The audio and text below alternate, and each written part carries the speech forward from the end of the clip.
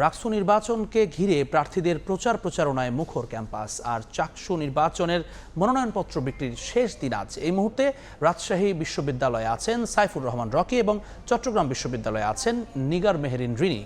সরাসরি প্রথমে যাচ্ছি রকির কাছে। রকি, রাকসু নির্বাচনের দিন যত ঘনিয়ে আসছে, প্রচারণায় ততই ব্যস্ত সময় পার করছেন প্রার্থীরা।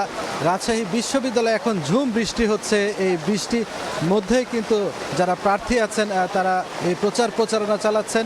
আপনারা দেখছেন যে রাজশাহী বিশ্ববিদ্যালয়ের যে পরিবহন মার্কেট আছে সেখানে রাকসুর দুইজন প্রার্থী আছে, আবু ইয়াকুব এবং এখানে রাহুল আগরওয়াল প্রভাত নামের দুজন প্রার্থী। তারা প্রচারণা চালাচ্ছেন। তারা দুইজনে এখানে রাকসুতে সদস্য পদে নির্বাচনে অংশ নিচ্ছেন। আপনারা দেখছেন এই চিত্র কিন্তু পুরো ক্যাম্পাস জুড়ে বিরাজ করছে।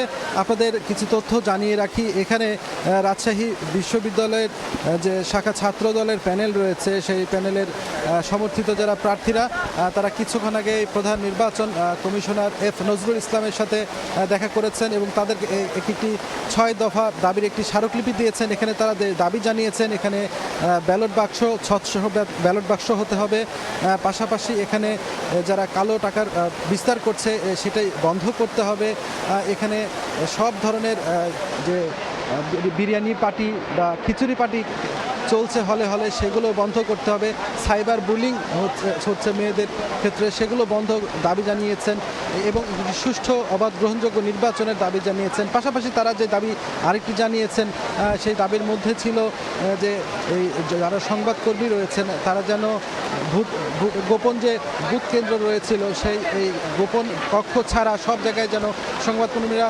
স্বচ্ছভাবে নিউজ এবং সংবাদ প্রচার করতে পারেন সেই ব্যবস্থা বিশ্ববিদ্যালয় যে কর্তৃপক্ষ সেই ব্যবস্থা যেন করে, এই দাবিগুলো জানিয়েছেন। এর আগেই কিন্তু বিশ্ববিদ্যালয়ের জাতীয়তাবাদী শিক্ষক ফোরামের শিক্ষকরাও কিন্তু প্রায় একই ধরনের দাবি দেওয়া করেছেন এবং সুষ্ঠু এবং অবাধ এবং গ্রহণযোগ্য নির্বাচনের জন্য কিন্তু তারা দাবি জানিয়েছেন এবং প্রধান নির্বাচন কমিশনার তাদেরকে সেটি আশ্বস্ত করেছেন নির্বাচন সুষ্ঠু এবং গ্রহণযোগ্য হবে। তো এই ছিল এখন পর্যন্ত আমার কাছে রাজশাহী বিশ্ববিদ্যালয় থেকে রাকসু নির্বাচনের প্রচারণার সর্বশেষ। এখন আমরা চলে যাচ্ছি চট্টগ্রামের সহকর্মী রিনির কাছে।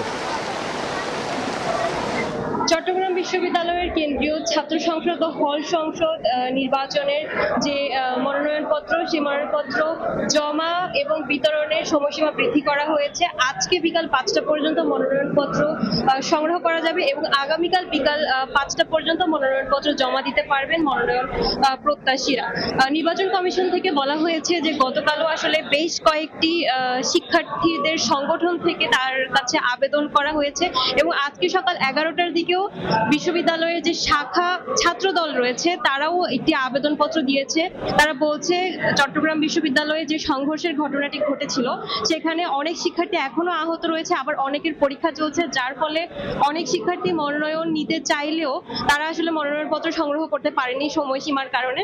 তো সেই পরিপ্রেক্ষিতে এই বিষয়টি বিবেচনা করে নির্বাচন কমিশন থেকে সময়সীমা বৃদ্ধি করা হয়েছে। শিক্ষার্থীদের এই সময়সীমা বৃদ্ধির পরে আমরা দেখছি যে এখানে যারা মনোনয়ন নিতে চাচ্ছেন সেই শিক্ষার্থীরাও আসছেন। এখনো পর্যন্ত আসলে মনোনয়ন সংগ্রহ করছেন তারা।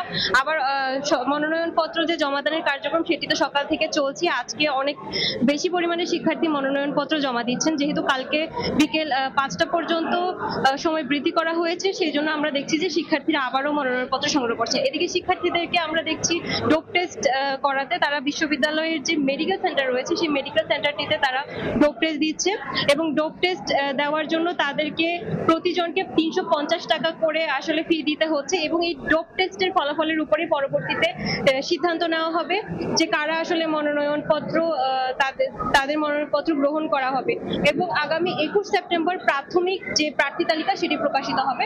চট্টগ্রাম বিশ্ববিদ্যালয় থেকে মনোনয়নপত্র জমা ও বিতরণের এই ছিল আমার কাছে সর্বশেষ সংবাদ।